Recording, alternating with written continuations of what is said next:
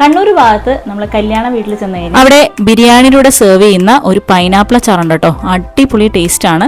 അപ്പോൾ ഒരു വട്ടമെങ്കിലും നിങ്ങൾ ഇതുപോലെ ഒന്ന് ട്രൈ ചെയ്ത് നോക്കണേ. അപ്പോൾ ഇതെങ്ങനെയാണ് തയ്യാറാക്കുന്നതെന്ന് ഒന്ന് കാണാം. അതിന് വേണ്ടിയിട്ട് നല്ല പഴുത്തിട്ടുള്ള ഒരു പൈനാപ്പിൾ ആട്ടോ എടുത്തിട്ടുള്ളത്. നിങ്ങൾ പച്ച എടുക്കരുത്. പച്ച എടുത്തു കഴിഞ്ഞാൽ ഈ അച്ചാറിന് ഭയങ്കര ഒരു പുളിപ്പ് രസം മുന്നിട്ട് നിൽക്കും. ഒരു മീഡിയം സൈസ് പൈനാപ്പിൾ എടുത്താൽ മതി. ഇതിപ്പോൾ ചെറിയ കഷ്ണങ്ങളായിട്ടൊന്ന് മുറിക്കുന്നുണ്ട്. ആ നടുഭാഗമൊന്നും ഞാൻ കളയുന്നില്ല. ഈ ഒരു വലുപ്പത്തിലുള്ള പീസസ് ആയിട്ട് എടുത്താൽ മതി കേട്ടോ. ഇതിപ്പോൾ ആ പൈനാപ്പിൾ മുഴുവനായിട്ട് ഞാൻ മുറിച്ചെടുത്തിട്ടുണ്ട് കേട്ടോ.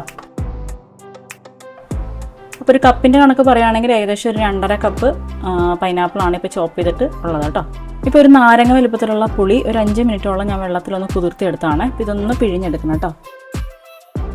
അപ്പോൾ പുളി ഇതാ നന്നായിട്ട് ഞാൻ പിഴിഞ്ഞെടുത്തിട്ടുണ്ട് കേട്ടോ. പിഴിഞ്ഞതിന് ശേഷം ഏകദേശം ഒരു 1/2 കപ്പ് പുളിവെള്ളമാണ് ഇപ്പോൾ ഇതിനകത്തുള്ളത്. ഇനി അച്ചാർ തയ്യാറാക്കാൻ വേണ്ടി ഞാനൊരു പാനിൽ 1/2 കപ്പ് നല്ലെണ്ണയാട്ടോ എടുത്തിട്ടുള്ളത്. ഇപ്പോൾ നമ്മൾ സാധാരണ വെളിച്ചെണ്ണയിലും ചെയ്യാം. പക്ഷേ വെളിച്ചെണ്ണയിൽ ചെയ്യുന്നതിനേക്കാളും നല്ലെണ്ണയിൽ ഉപയോഗിക്കുമ്പോൾ കുറച്ചുകൂടി നാളത് കൂടുതലിരിക്കും. ഇതിലോട്ട് ഒരു അല്പം കടുക് പൊട്ടിക്കുന്നുണ്ട്. അപ്പോൾ കടുക് ഒന്ന് പൊട്ടി തുടങ്ങിയിട്ടുണ്ട്. ഇതിലോട്ട് നമുക്ക് ഇഞ്ചി ചതച്ചത് ഒന്ന് ചേർത്ത് കൊടുക്കാം കേട്ടോ. ഒരു അളവ് പറയുവാണെങ്കിൽ ഒരു വലിയ ടേബിൾ സ്പൂൺ ഇഞ്ചി ചതച്ചതാണ് ഇപ്പോൾ ചേർക്കുന്നത്. കൂടെ തന്നെ ഒരു 3 പച്ചമുളക് ചെറുതായിട്ട് അരിഞ്ഞതാണ്, അതും ചേർക്കുന്നുണ്ട് കേട്ടോ. അപ്പോൾ ഇതിനകത്തോട്ട് ഞാനിപ്പോൾ വെളുത്തുള്ളി ചേർക്കുന്നില്ല. പൈനാപ്പിളും വെളുത്തുള്ളി ഒരുമിച്ച് ചേർക്കാൻ പാടില്ലെന്നാണ് പറയാറുള്ളത്. കാരണം വെളുത്തുള്ളി ഒരു കുത്തൽ ടേസ്റ്റ് ഉള്ളതാണ്, പൈനാപ്പിളിലും ഒരു ഷാർപ്പ് ടേസ്റ്റ് ഉള്ളതാണ്. അപ്പോൾ രണ്ടും കൂടി ചേരുമ്പോൾ വെളുത്തുള്ളിയുടെ ടേസ്റ്റ് മുന്നിട്ട് നിൽക്കും. അതുകൊണ്ട് നമ്മളത് ചേർക്കുന്നില്ല. ഇനി ഇതിലോട്ട് കുറച്ച് കറിവേപ്പില ഇടുന്നുണ്ടേ.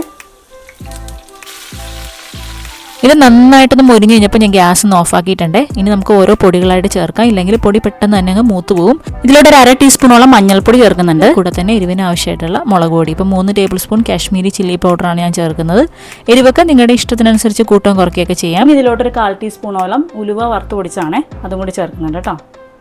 അപ്പോൾ എല്ലാം കൂടി ചേർത്ത് നന്നായിട്ടൊന്ന് മിക്സ് ആക്കി കൊടുക്കുക. തീ ഓഫാക്കിയിട്ട് മാത്രം ചെയ്താൽ മതി, ഇല്ലെങ്കിൽ പൊടികൾ പെട്ടെന്ന് തന്നെ മൂത്ത് പോകും. ഇതിപ്പോൾ ആ ചെറിയ ചൂടിൽ കിടന്ന് മസാല നന്നായിട്ടൊന്ന് മൂത്ത് വന്നിട്ടുണ്ട്. ഇതിപ്പോൾ ഞാൻ ഗ്യാസ് ഒന്ന് ഓണാക്കിയതാണേ. ഇനി നമ്മൾ നേരത്തെ തയ്യാറാക്കി വെച്ചിട്ടുള്ള ആ ഒരു വാളമ്പുളിയുടെ വെള്ളം ഉണ്ടല്ലോ, അത് ഇതിലോട്ട് ചേർത്ത് കൊടുക്കുകയാണേ. അപ്പോൾ ഇതൊന്ന് തിളച്ച് വരട്ടെ.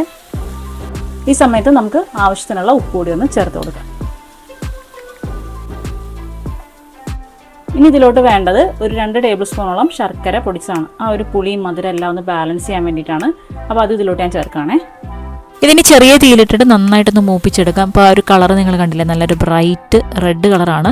ഈ സമയത്ത് നമുക്ക് ഒരു 1/2 കപ്പ് വിനാഗിരി കൂടി ചേർത്ത് കൊടുക്കാം. ഇത് ചീത്തായി പോകാണ്ടിരിക്കാൻ വേണ്ടിയിട്ട് മാത്രമാണ് വിനാഗിരി ചേർത്ത് കൊടുക്കുന്നത്. അപ്പോൾ നന്നായിട്ടൊന്ന് യോജിപ്പിച്ചതിന് ശേഷം ഇതൊന്ന് തിളപ്പിച്ചെടുക്കണം. ഇതിപ്പോൾ എല്ലാം കൂടി നന്നായിട്ടൊന്ന് തിളച്ച് വന്നിട്ടുണ്ട്. എണ്ണയൊക്കെ ഇതുപോലെ ഒന്ന് തെളിഞ്ഞ് വന്നിട്ടുണ്ട് കണ്ടോ. നന്നായിട്ട് ഇങ്ങനെ വരുമ്പോൾ മസാലകളെല്ലാം മൂത്ത് നല്ല രീതിയിൽ ഇത് ആയിട്ടുണ്ട്. നമ്മുടെ പൈനാപ്പിൾ ഈ ഒരു സമയമാകുമ്പോൾ ചേർത്ത് കൊടുക്കണം. അപ്പോൾ 2.5 കപ്പ് പൈനാപ്പിളാണ് ഞാനിപ്പോൾ ഈ ഒരു അരപ്പിലോട്ട് ചേർത്ത് കൊടുക്കുന്നത്. നന്നായിട്ടൊന്ന് യോജിപ്പിച്ച് മിക്സ് ചെയ്ത് കൊടുക്കുക കേട്ടോ.